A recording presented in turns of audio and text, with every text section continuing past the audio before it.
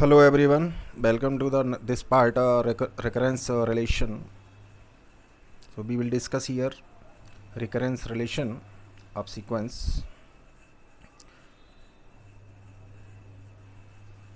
So this is the recurrence relation for the sequence Sn, as we have discussed about basics of sequence. This is an equation that relates Sn in terms of nth term of sequence n, Sn, in terms of one or more of the previous terms of the sequence.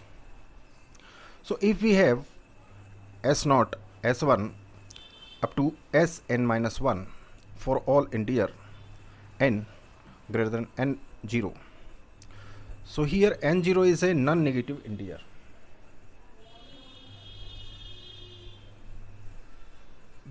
These values S0, S1 and Sn minus 1 are given by, or we can say given values, and are not defined by recursive formula. These are known as initial conditions or boundary conditions of the recurrence relation. Now we have here some example. Find the first four terms of the recurrence relation. recurrence relation के हमें first four terms या फिर इस तरह से 5 terms 2 terms etcetera, ये question इस तरह से आ सकता है. तो यहाँ पर ये जनरल टर्म दे रखी है a k in terms of k equals to k a k minus 1 whole square for all interior k greater than equals to 1, and this is given a not equals to 1. So we will obtain four terms, that is a naught, a1, a2, a3 by using this relation.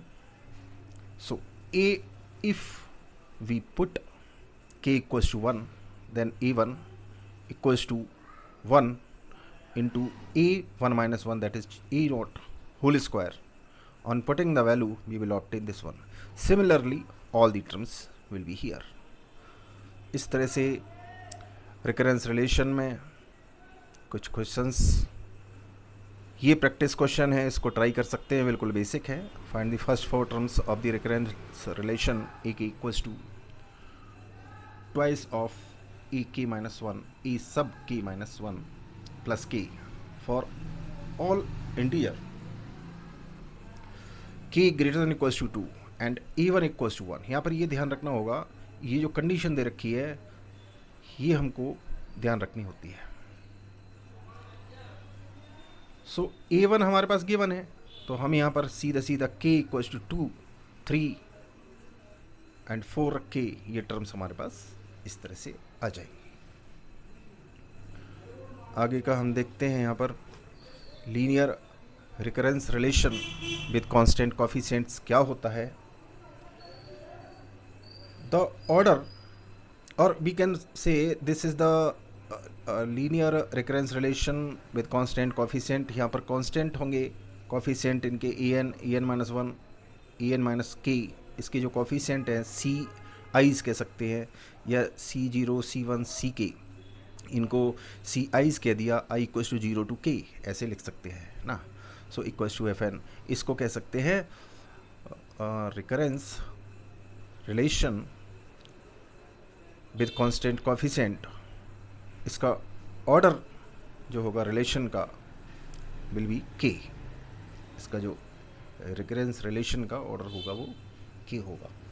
तो इस तरह से the order of recurrence relation will be k, and an can be expressed in terms of previous k terms of the sequence. So this order is the difference between highest and lowest subscript of a.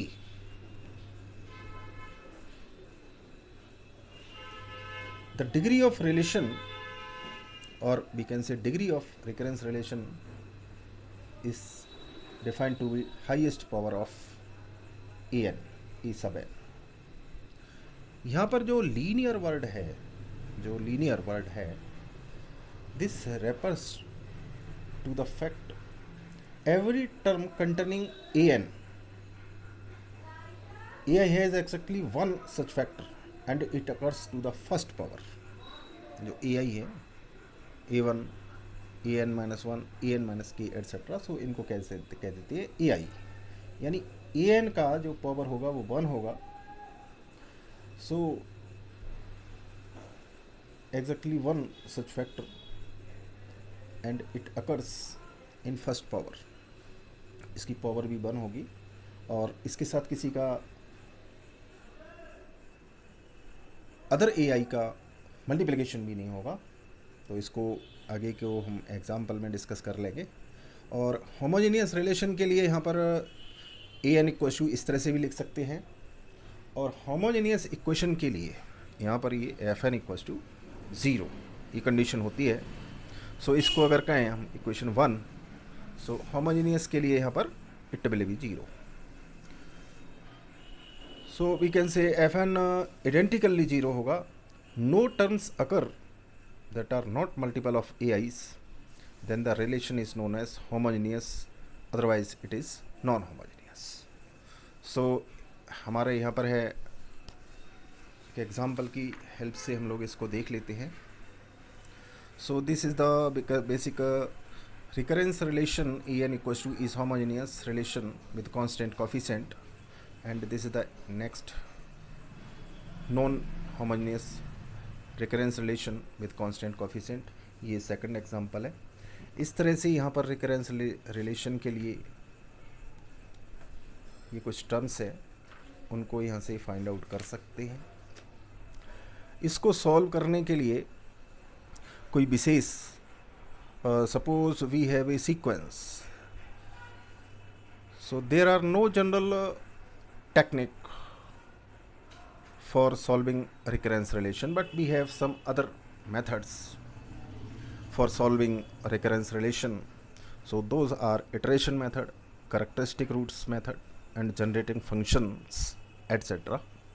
So we will discuss in another part of our another solution of some